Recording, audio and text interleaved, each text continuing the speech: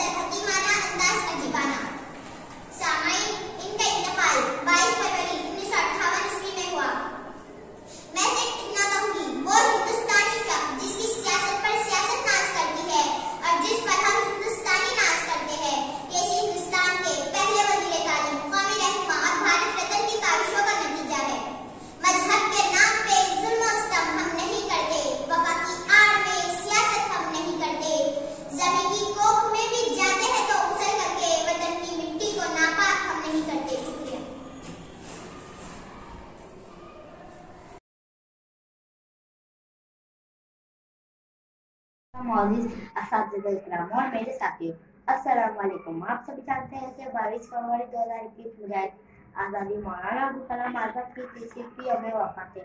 इस दिन में एक प्रोग्राम रखा गया और मुझे भी मौलाना आज़ाद की ज़िंदगी के चंद पहलू पेश करने का मौका दिया गया। मौलाना अबुल कलाम आज़ाद का असल नाम मोइनुद्दीन अहमद था। वो 1888 में मक्का में पैदा हुए। उनके वालिद तकने ज़मान के इल्म थे। इन्हें बचपन से मुताले का शौक था और वो ये शौक पूरा करने के लिए जेब भर से मोमबत्ती खरीद कर लाते और जब घर के तमाम लोग सो जाते तो मोमबत्ती जला कर लिहाज के अंदर पढ़ते। मौलाना अबुल कलाम आज़ाद ने 13 बरस की उम्र में फारसी की तालीम मुकम्मल की। उनका हाफ़िज़ा बहुत तेज था। मौलाना आज़ाद ने अल अहलाल और अल बलाग अखबार जारी किए। हिंदुस्तान की आज़ादी के जद्दोजहद में मौलाना आज़ाद की खिदमत नाक़ाबिल फरामोश है। लोग दूर दूर से उनकी तकरीर सुनने आते और एक नया जोश लेकर जाते। आपकी तकरीरों ने पूरा मुल्क को अंग्रेज़ों के खिलाफ कर दिया। आप बहुत बड़े अदीब और इल्म थे। इसके साथ साथ बहुत बड़े सियासी रहनुमा भी थे। आप सारी उम्र मुल्क व कौम की खिदमत करते रहे। अंग्रेज़ों की हुकूमत ने आपको कोई नाचिर भेजा लेकिन आपने अपनी जद्दोजहद जारी रखी। 1947 में मुल्क आज़ाद हुआ। मौलाना आज़ाद को दस्ताक के पहले वज़ीर तालीम बनाए गए। 1958 में आपने वफ़ात पाई। आखिरी में ये शेर के साथ मैं अपनी तकरीर ख़त्म करता हूँ। मंजिल से आगे बढ़कर मंजिल तलाश कर, मंजिल से आगे बढ़कर मंजिल तलाश कर, मिल जाए मुझको दरिया तो समंदर तलाश कर। खुदाफिज़। रहमतुल्लाहि व बरकातहू। हमारे स्कूल का नाम है अल हुदा उर्दू प्राइमरी स्कूल। मैं मेरा शेख जावेद आप सबके सामने एक तकरीर पेश करना चाहती हूँ। इस तकरीर को पेश करने से पहले मैं आप सबके सामने एक शेर पेश करना चाहती हूँ।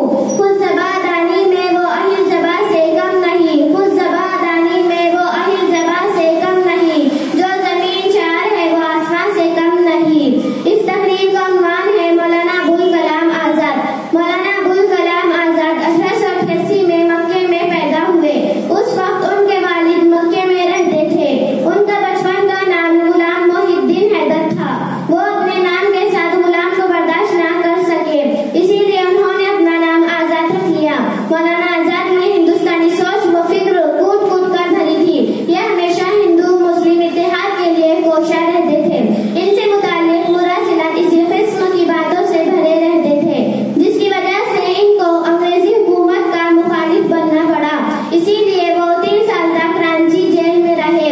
गांधी जी के जरिए चलाई जाने वाली अदम तावन तहरीक में उन्होंने बढ़ चढ़ कर हिस्सा लिया। 1923 में मौलाना आज़ाद कांग्रेस के सदर चुने गए। उन्होंने अपनी तकरीर में कहा कि अगर हिंदू मुस्लिम तफरीक की हालत में हमें 24 घंटे में भी आज़ादी मिल जाती है तो हम इसे ठुकरा देंगे, क्योंकि मुल्क का इत्तेहाद इसकी आज़ादी से ज्यादा अहमियत रखता है। कौमी तहरीकों में मौलाना आज़ाद ने बढ़ चढ़कर हिस्सा लिया, इसीलिए उन्हें कई मरतबा जेल जाना पड़ा। 22 फरवरी 1923 को इस बड़ी शख्सियत का इंतकाल हो गया, जिससे हिंदुस्तानी रंज व गम के समंदर में डूब गया। आज मौलाना आज़ाद हमारे बीच नहीं है, लेकिन इनके उसूल हमेशा हमारी रहबरी करते रहेंगे। मैं अपनी तकरीर एक शेर पे खत्म करना चाहती हूँ। बंद रखते हैं ज़बान लब नहीं खोला करते, बंद रखते हैं ज़बान लब नहीं खोला करते, चांद के सामने तारे नहीं बोला करते। मोहतरम सदर जलसा, मोहतरम मेहमान खुसूसी और अजीज सामईन इकराम, अस्सलामु अलैकुम। मेरी तकरीर का उन्वान है मौलाना अबुल कलाम आज़ाद की हयाती ज़िंदगी और वतन की आज़ादी में उनका किरदार। मौलाना अबुल कलाम आज़ाद का असली नाम मोइनुद्दीन अहमद था। वो 1888 शहर मक्का में पैदा हुए। उनके वालिद अपने ज़माने के मशहूर आलिम दीन और वाइज थे। मौलाना आज़ाद की अदबी ज़िंदगी का आगाज़ 11-12 साल की उम्र से हुआ। इनका हाफ़िज़ा बला का तेज़ था। वो पहले शायरी और बाद में नस्ल की जानिब मुतवज्जह हुए। मौलवी अब्दुल वाहिद ने उनका तखल्लुस आज़ाद रखा। इसके बाद उन्हें मौलाना अब्दुल कलाम आज़ाद के नाम से शोहरत मिली। उन्होंने 15 बरस की उम्र में लिसानुल-सिद्क़ जैसे जरीदे की इदारत की और 20 साल की उम्र में अखबार अल हिलाल के एडिटर बने। इसके बाद अल बलाग जारी किया। इन दोनों अखबारात हिंदुस्तान के मुसलमानों मुसलमानों के ख्वाब गफलत से बेदार करने में अहम किरदार अदा किया। हिंदुस्तान की आज़ादी की जद्दोजहद में मौलाना अब्दुल कलाम मौलाना की खिदमत नाकाबिल फरामोश है। वो आज़ादी की तहरीक के मुजाहिद थे। उन्होंने बहुत पहले महसूस कर लिया था कि अंग्रेज हिंदुस्तान के अंदर नफरत के बीज बोकर अपनी हुकूमत कायम करना चाहते हैं। इसलिए मौलाना ने हिंदू मुस्लिम इत्तेहाद पर जोर दिया कि मुश्तरक तहजीब और कौमी यकजहती को तसव्वुर को आम कए बगैर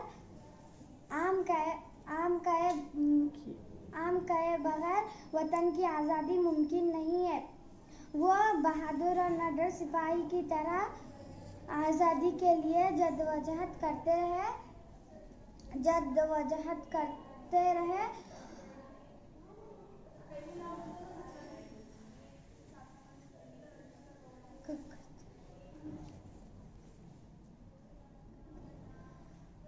वतन की आज़ादी के लिए खैदाबंद की मुश्किलें झेली, लेकिन अपने रास्ते से नहीं हटे। दो कौमी नज़रिए की उन्होंने मुखालिफत की।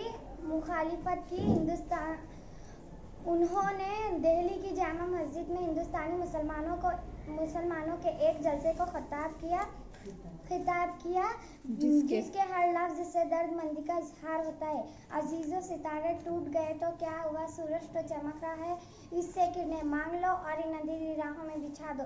जाओ, उजाले की सख्त जरूरत है। आओ अहद करें कि ये मुल्क हमारा है, हम इसके लिए और इसकी तकदीर की बुनियादी फैसले हमारी आवाज़ के बगैर अधूरे ही रहेंगे। आज़ादी के बाद वो पहले वज़ीर तालीम बने और वो औरतों की तालीम के हामी थे। इंसानी शऊर की तरक्की के लिए तालीम को लाजिमी समझते थे। आखिरकार मौलाना का 1958 में इंतकाल हो गया। इतना कहकर मैं अपने दो अल्फाज को यही ख़त्म करती हूँ। अल्लाह हाफिज़।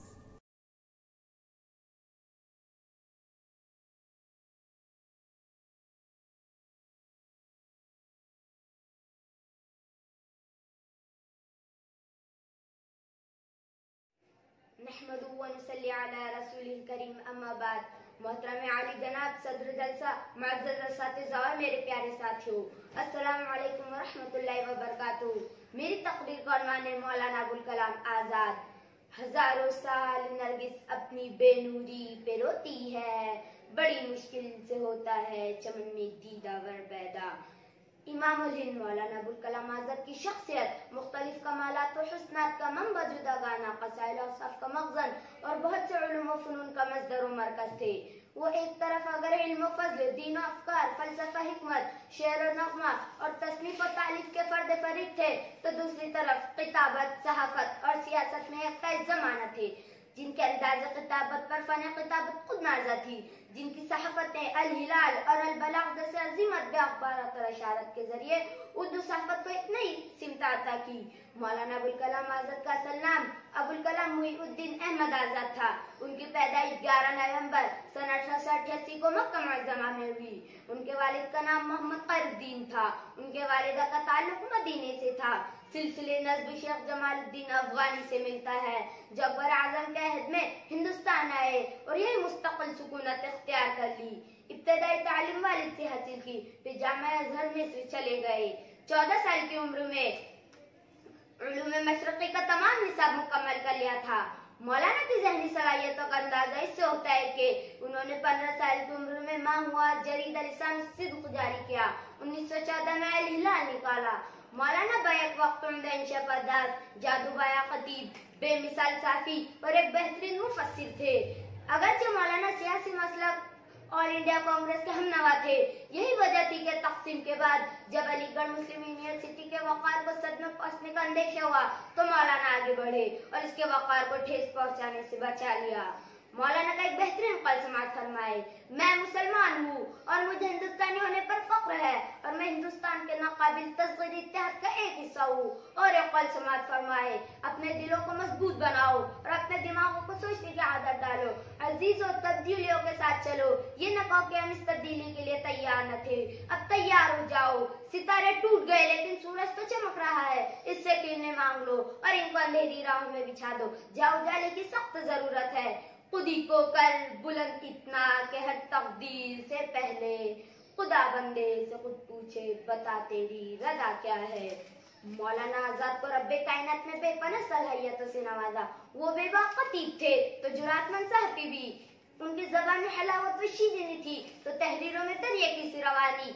आजाद हिंदुस्तान के पहले वजीर तालीम मौलाना अबुल कलाम आजाद इस सच्चाई पर यकीन के साथ वजारत के ओहदे पर फाइज हुए कि तालीम के बगैर हिंदुस्तान तरक्की नहीं कर सकता और तालीम के जरिए इस मुल्क को दुनिया की तरक्की याफ्ता और मुहजिब मुल्कों की सफ में लाया जा सकता है। और इसी जज्बे के तहत इन्होंने अपनी 11 साल मुद्दत वजारत के दौरान फरोग़ तालीम की राह में जो कारनामे अंजाम दिए नाकाबिल फरामोश है।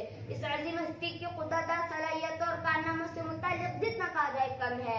ये अजीम हस्ती 22 फरवरी सन 1958 को इस दार फन से कूच कर गई। शबे सिया में गुम हो गई है राहे हयात, कदम संभल के उठाओ बहुत अंधेरा है। वाक़िअ दावाना